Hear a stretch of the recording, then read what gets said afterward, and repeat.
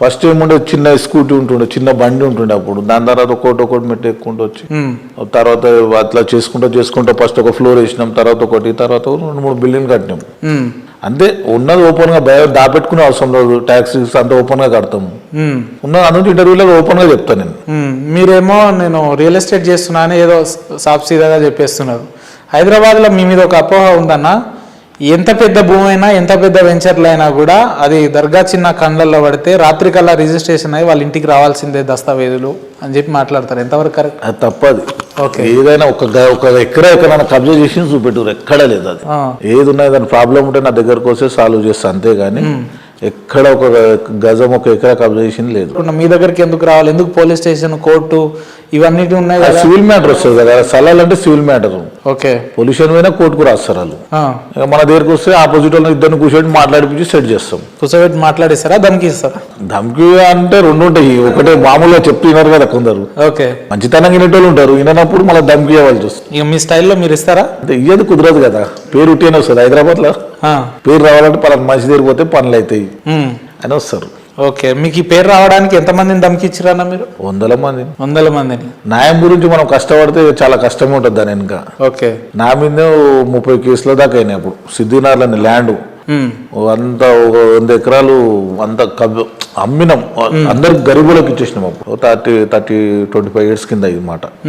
ఇప్పుడు 150,000 గజం ఉందాడ. అన్న పొద్దున 6 గంటలు అయితే మీ ఇంటి దగ్గర ఏదో ఒక సమస్యల మీద పేపర్లు పట్టుకుని దస్తావేజులు పట్టుకొని మిమ్మల్ని గెలవనికి ప్రజలు వస్తుంటారు. ఎందుకన్నా, దేనికి కారణం ఏంది అంటే చెప్తున్నా కదా. ఇది ఇప్పుడు కోర్టుకు రాస్తే 10 years వాళ్ళ పిల్లల మ్యారేజ్ చేసి ఉంటుంది.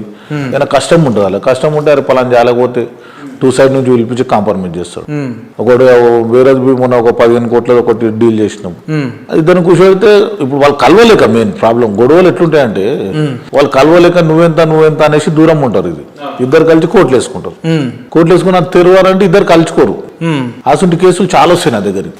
వాళ్ళు ఇద్దరిని పిలిపించి మాట్లాడి కోర్టు నుంచి అది చేపిస్తాను. మీకు సంబంధాలు ఉంటాయా పోలీస్ తోటి, న్యాయశాఖలతోటి? అందరితో ఉంటాయి, కలుస్తాం అందరితో.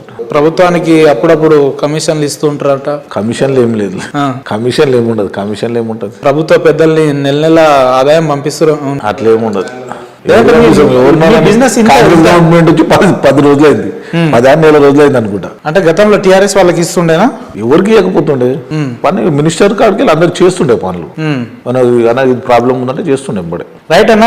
ఈ 2 రాష్ట్రాలలో ముఖ్యంగా ట్విన్ సిటీస్లలో ఎక్కడికి వెళ్ళినా కూడా, ఏ మంత్రి శాఖలో వెళ్ళినా, ఏ మంత్రి ఆఫీస్కి వెళ్ళినా, ఏ ముఖ్యమంత్రి ఆఫీస్కి వెళ్ళినా, ఏ ప్రభుత్వ ఆఫీస్కి వెళ్ళినా దర్గాబాయ్ వస్తుందంటే తెలియని వ్యక్తులు ఉండరు. ఇంత తక్కువ సమయంలో మీరు అందరికి పరిచయం అయ్యేలా ఎట్లా చేసుకుర్రు మీరు? నేను టీఆర్ఎస్ పార్టీలో ఉన్నా. 2001 నుంచి ఒక సీఎం కలిసిన ఫోటో ఉన్నాడు. 2001లోనే జాయినింగ్ అయినా నేను. వాడు చూడు, సీఎం కూడా మీకున్న బంగారం లేనట్టుందిగా. వాళ్ళు వేసుకోరు కదా, పొలిటికల్ ఉండదు, మనకి ఇష్టంగా వేసుకుంటాం. అంటే మీరు పార్టీలో దిగుతుండే కాబట్టి అందరు పరిచయం అంటారా? అంటే అప్పుడు లేసుడు గోల్డ్ ఇట్లా నాకు చిన్నగా ఉంటుండే. టీఆర్ఎస్ పార్టీలోనే జాయిన్ అవ్వాలని ఎందుకు అనిపించింది? అప్పుడు కాంగ్రెస్ లో జాయిన్ అయ్యి ఉండొచ్చు. అంటే ఉద్యోగం పార్టీ కదా, కష్టపడి తెలంగాణ తెచ్చుకున్నాం, ఫైట్ చేసినాం. అన్నిట్లా ధర్నా, రైలు రోకో పిలిపిసి అన్నిట్లలో పాల్గొంటుండే. ప్రతి ఒక్కటి తెలంగాణ వచ్చిన తర్వాత కొద్దిగా సులువు అయిపోయింది. పార్టీ గురించి బాగానే చెప్తారు. మరి మొదటగా ప్రజల్లో గెలవలేదు, ఎవరిని గెలవలేదు? అదే ఉన్నది. తప్పు చేసి తప్పు అనాలి, మంచిదంటే మంచిది. ఉద్యోగం అంతా కష్టపడి తెచ్చినప్పుడు బీఆర్ఎస్ పెట్టుడు తప్పు. నేను 4 ఇంటర్వ్యూలలో చెప్పిన, అసలు టీఆర్ఎస్ పెడితే ఈ రోజు గాంధీ పీఠ ఉంటుండే కాంగ్రెస్. ఇప్పుడు కేసీఆర్ గారు టీఆర్ఎస్ నుంచి ఉద్యోగం తెలంగాణ గురించి నువ్వు ఆంధ్రలోకి సీట్లు ఇవ్వకుండా, వాళ్ళకు ఏమి ఇవ్వకుండా ఉంటే తెలంగాణ గాంధీపీఠ ఉంటుండే. తెలంగాణ తెచ్చినందుకు అరే ఇలా సత్యంత వరకు మా తెలంగాణలో ఫైట్ చేసాడు. ఎప్పుడైతే బీఆర్ఎస్ పెట్టి నువ్వు ఆంధ్రాలో పోయి ఫైట్ చేసినావు, సగం పానం వెళ్ళిపోయినట్టే, చచ్చిపోయింది పార్టీది. ఇంకా ఓడి ఓట్లేస్తారు చెప్పు? ప్రజలలో అంత పిచ్చోళ్ళు కాదు కదా. నువ్వు ప్రతి ఒక్కటి ఆంధ్రలోకి ఇచ్చుకుంటా తెలంగాణ తెచ్చినందుకు ఇక మా ప్రజలు చెప్పినట్టు వినరు ఈ రోజులలో. 10 ఏళ్ల టీఆర్ఎస్ పరిపాలనలో తెలుగు ప్రజలకు ఏం న్యాయం జరగలేదా? న్యాయం ఏం జరగలేదు. రోడ్లు అవి వేసిరు కదా. అంటే రోడ్లు వేసినంత మాత్రాన ఓట్లు పడయి. ప్రజలకు గుండెలో ఉండాలంటే ప్రజలను గ్రౌండ్ లెవెల్లో ప్రతి ఒక్క మనిషికి కలవాలి. ఇప్పుడు కాంగ్రెస్ గవర్నమెంట్ కి అదే చెప్తున్నాం, ఓపెన్ గా అందరు కలవాలి. గెలవంగానే అయిపోదు, అంత కలవాలి కంపల్సరీ. ప్రజలకు డోర్ తిరిగి కలిసి వాళ్ళ కష్టాలు ఏమున్నాయి అట్లా తెలుసుకుంటే నాయకులు ఎప్పటికైనా ఓటేసి గెలిపిస్తారు. సమస్యల కొరకు మీ దగ్గరికి వస్తే బాధితుల దగ్గర మీరు ప్రతి ఒక్క సమస్య పరిష్కరిస్తే 10%, 15% అని చెప్పి పర్సంటేజ్ ప్రకారంగా డబ్బులు తీసుకుంటారంట కదా? ప్రజల్లో తీసుకుంటాము, అట్లా కాదు. పర్సంటేజ్ ఒక గరీబులు వస్తే తీసుకోము, వాళ్ళకు సిస్టమేటిక్ గా ఒక పద్ధతిగా వాళ్ళ దగ్గర కొద్దిగా ఉంటారు కదా, కొద్దిగా ఉన్న మంచిగా ఉంటే అట్లా తీసుకుంటాం. మనిషిని బట్టి తీసుకొని మనం ఎంబడు 20-50 మంది ఉంటారు.